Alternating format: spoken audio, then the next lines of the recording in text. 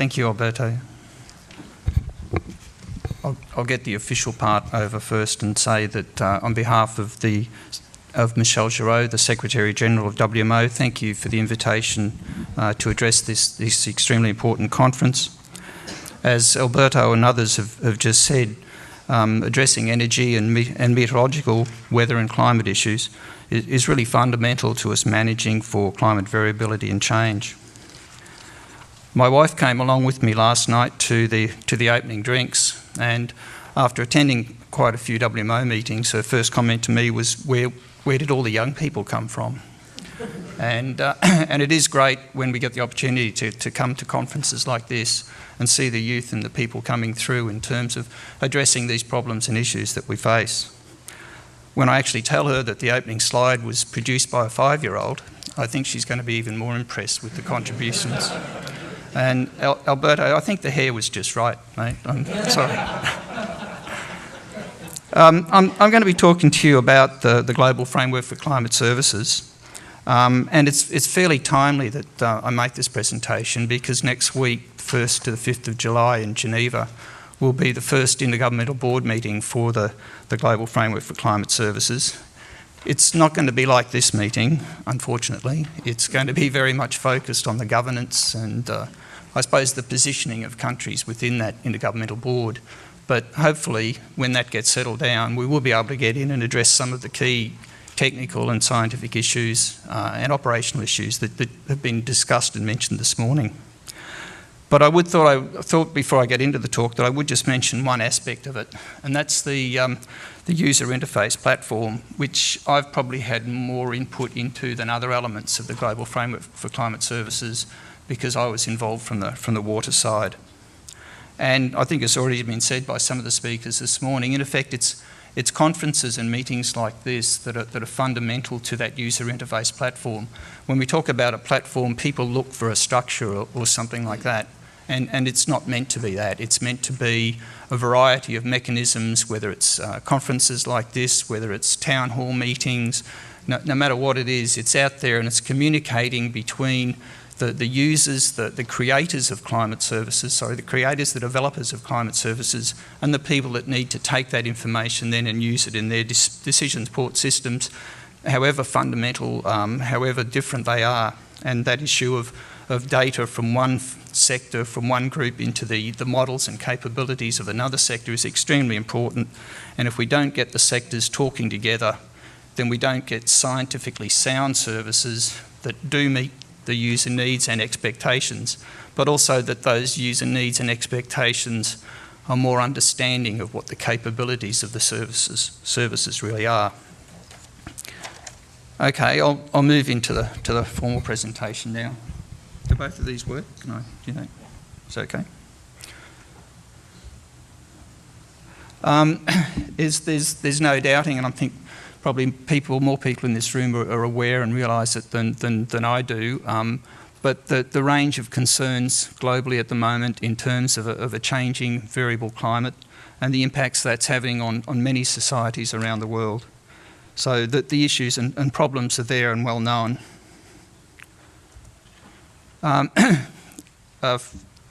Alberto put up a slide earlier on that showed the numbers of natural disasters that were occurring.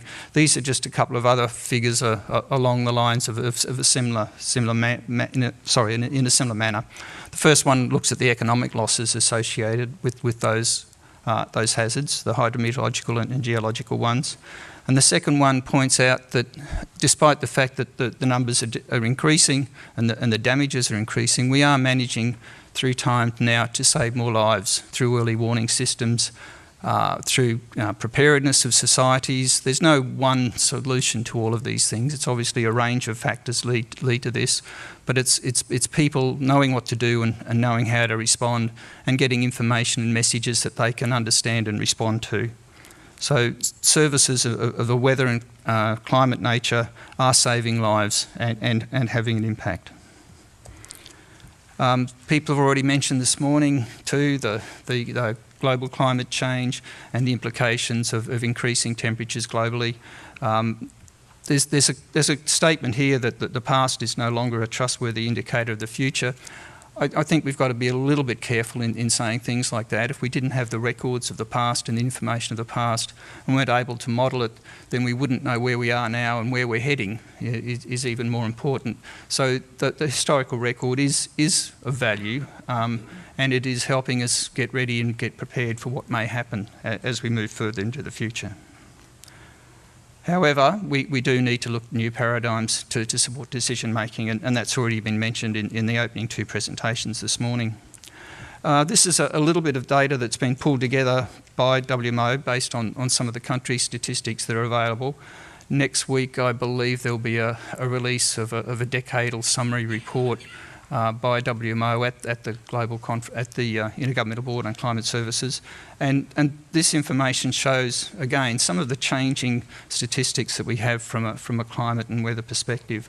So the highest number of broken national maximum temperature records showing increasing decadal trends, the lowest number of broken national minimum temperatures, again showing a decreasing trend, and also information there on precipitation. When I was working in the Australian Bureau of Meteorology and involved with the climate section, it was amazing how many times the climatologists would come into me each week and sort of say, hey, we've just had another temperature record broken in a part of Australia. I suppose at one stage there I started myself to get a little bit sceptical in terms of the number of times they came in, but the facts and the figures are there to show us that these things are occurring, and we need to take notice of it. This is just, I suppose, the standard slide showing the climate and weather prediction framework, and the process we're moving towards through a more of a seamless capability in terms of prediction. Again, one of the things I noticed at my time in the Bureau of Meteorology, how that gap, if you like, between weather and climate was shrinking, and people very, very much wanted to know what the current weather was in a total climate context. So this became new information that they wanted to gain access to, and the importance of working together, therefore, was extremely important. And again, looking at each of these capabilities, the seasonal forecast, the mid-range forecast and a short-range forecast, each one provides the community with a different opportunity to get ready, to prepare for things, and be in a better position to deal with them. I recognise the issue of false alarm rates. I mean, I think that's a very key issue, but I think we need to manage that with the benefits in terms of the times the product or the service is right, and we make significant savings from that point of view. So there is a balance here, as there is in life in general. But we've seen in, I think, the Queensland floods 2 years ago, the seasonal outlooks meant that the community was well prepared for a very severe weather season, significant flooding that did occur, but even with that, within the flooding, there were management decisions made that led to increased impacts. So it's important that the information that's presented is out there, usable and understood by the community that's going to get it. And it, as I said before, meets their specific needs. In terms of the climate services that are covered by the global framework, again, most of you in this room are more aware of these things than I am, but it ranges from obviously the historical climate data sets through climate monitoring capabilities, climate watches, and then the seasonal predictions and longer-term climate change predictions.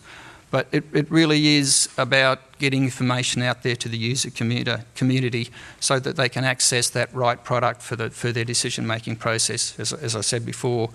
But again, being able to use it appropriately, including understanding all the uncertainties that are associated with the services. So the Global Framework for Climate Services came out of the World Climate Conference #3 that was held a few years ago now in Geneva. And since that time, there's been, I suppose, action on a number of fronts. The initial group that put together the implementation plan for the Global Framework for Climate Services wanted the focus to be on 4 priority areas.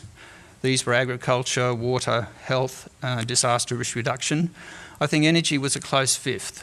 It didn't make the top 4, but it was one that's been thought of many times during the process as one that we probably could have or should have included, but we really wanted to keep a focus on something that was achievable.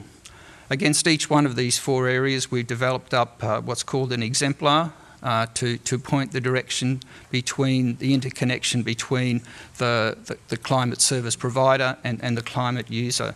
As I said before, I've been mainly focused myself on the water one, but I think coming out of this conference and maybe moving forward, we could consider how we might develop up a climate and energy exemplar that would support these group here within the Global Framework for Climate Services.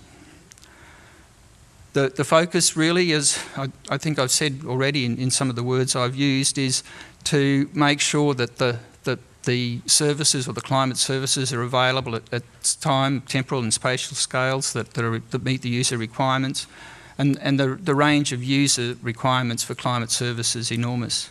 They have to be dependable, as with all services. No matter where we go, we want service when we want it, and it's got to be delivered regularly and on time. It has to be usable, as I said before, so it has to fit into our models, into our other capabilities, into our decision-making process, be that a simple process or a very complex one. Credibility and trust is extremely important. Again, with the false alarm ratio, to me the key issue with those is a loss of trust in terms of the service and the capability that's delivered. Authentic, have to be delivered by people that we are confident in, that we can believe the sorts of information that they will provide. And responsible and flexible. So we have to have this two-way dialogue with the users and make sure that we're meeting their requirements. And sustainable. They have to be both affordable and consistent over time. And in a fluctuating economic situation, that is a challenge for many government agencies. I won't go through all of these in great detail. These were the principles that were established for the Global Framework for Climate Services. They really mirror those requirements that I just mentioned before. We did focus on global, regional and national issues, and I'll cover that off in a moment. And it really was talking about trying to improve the operational service capabilities within the developing world in the main, but also within the developed world. So the priority overall, as you need note from the top one, is that it's really looking at building capacity in climate vulnerable developing countries, but having them be able to create and develop and deliver the services that are required within their countries.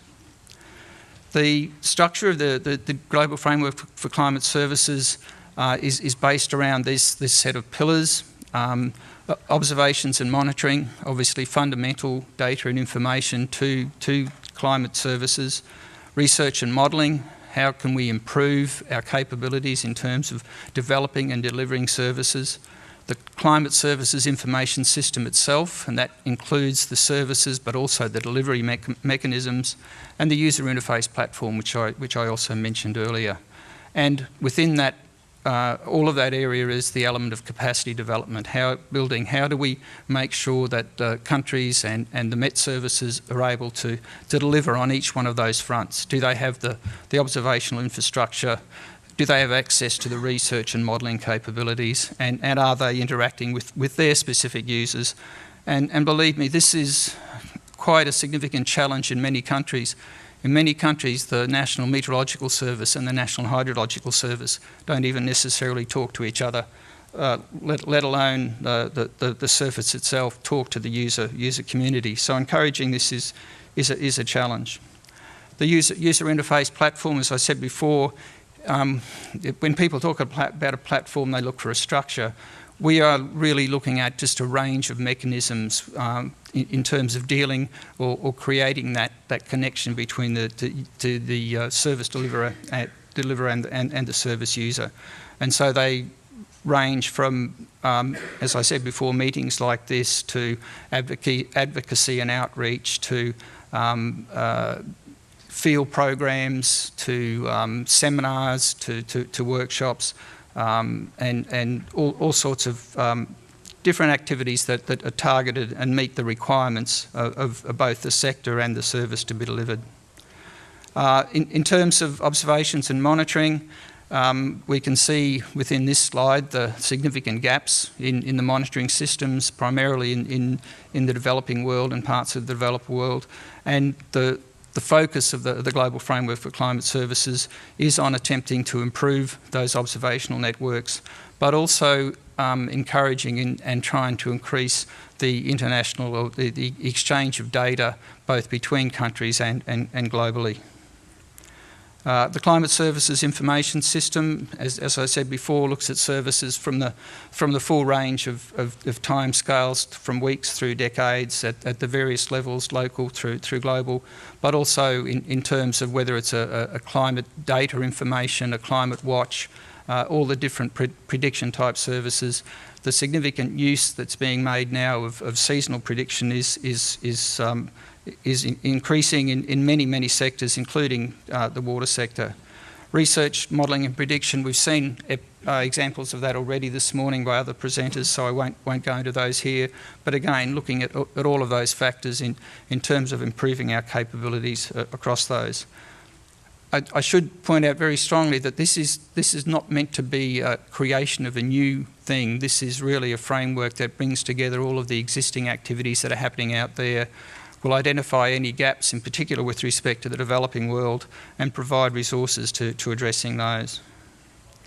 And capacity development, which is the fundamental element of the WMO and our assistance towards the least developed countries and the small island developing states and other groups that require attention and assistance. As I just said, the Global Framework for Climate Services will be implemented through partnerships. We obviously have within the WMO, the National Meteorological, Hydrological Services and other related institutions, but we are working very closely with all of the other United Nations agencies and other groups within the WMO sector to establish and implement the GFCS. And the meeting next week will be the meeting of the governments. And at this stage, I think about 120 governments will be represented in Geneva at the meeting. But there will also be a wide range of the UN agencies, from the World Health Organisation, Food and Agriculture Organisation, UNESCO, and others that will be attending and supporting our activities. As I just mentioned, in particular, the food security element of this has been a strong one, and one that climate services are playing an increasingly more important role with respect to. Disaster risk reduction, primarily I think in terms of pre-preparations for disaster risks to enable early warning of potential hazards, but also to inform both improved land use planning and land use management, which is a significant issue, but also in insurance markets. And the water resources management side of things, as I said before, we in the water sector have been making significant use of seasonal outlooks now in terms of storage operations and storage management.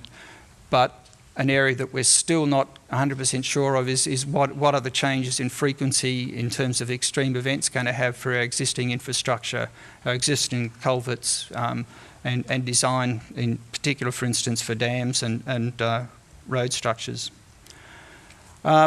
This is a fairly bureaucratic slide, but in effect, the Intergovernmental Board was established late last year in October by an extraordinary Congress meeting of the World Meteorological Organisation, and that established both adopted the draft implementation plan, but also established the Intergovernmental Board, which, as I said, is meeting next week. At this stage, the governance and leadership and management within the program will be, as I said, decided next week. The capacity development elements, we've been started work on that already, and I'll address just a couple of those in a moment. But we have implemented a range of projects, and these are at very much both the local level and at the international level. And we are working on improving climate observations in data sparse areas and promoting partnerships, and I'll just go through a couple of those in a second. I'll skip this slide, I think, because I want to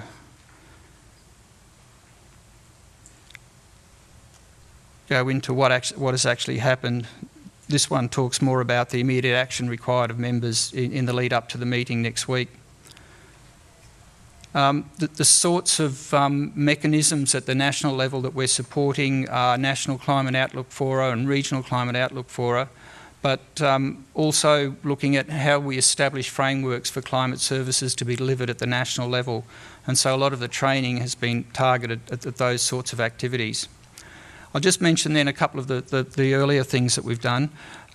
We have been running GFCS pilot projects in developing countries in Africa where we're introducing farmers at the local level to the use of rain gauges within their own practices to get used to having that information available and then deciding what they might do or not do with respect to their production and that on the basis of that, and the services that are then provided by the Met Service. So actually getting the Met Service out there, talking to the farmers about their needs and providing them with some guidance and assistance, through to regional workshops involving a number of the least developed countries in Southeast Asia.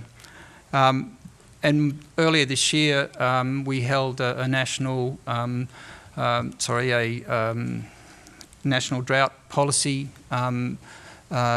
high-level meeting in Geneva that involved representatives from, I think, about 82 member countries, focusing on how to develop proactive national drought policies as opposed to reactive ones.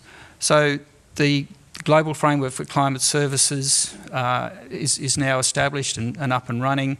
The Intergovernmental Board meets next week. At the moment, the focus has been on issues of health, water, agriculture and disaster risk reduction. I think that out of this meeting we could start to progress and consider the potential for bringing energy as another sector within that framework and work on pointing to how we would go about doing that.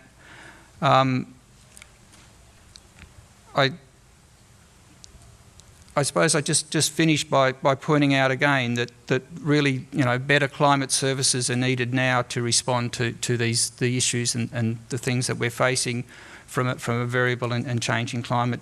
And if we're going to manage and mitigate that into the future, we've got to maintain and keep this dialogue going. Thank you.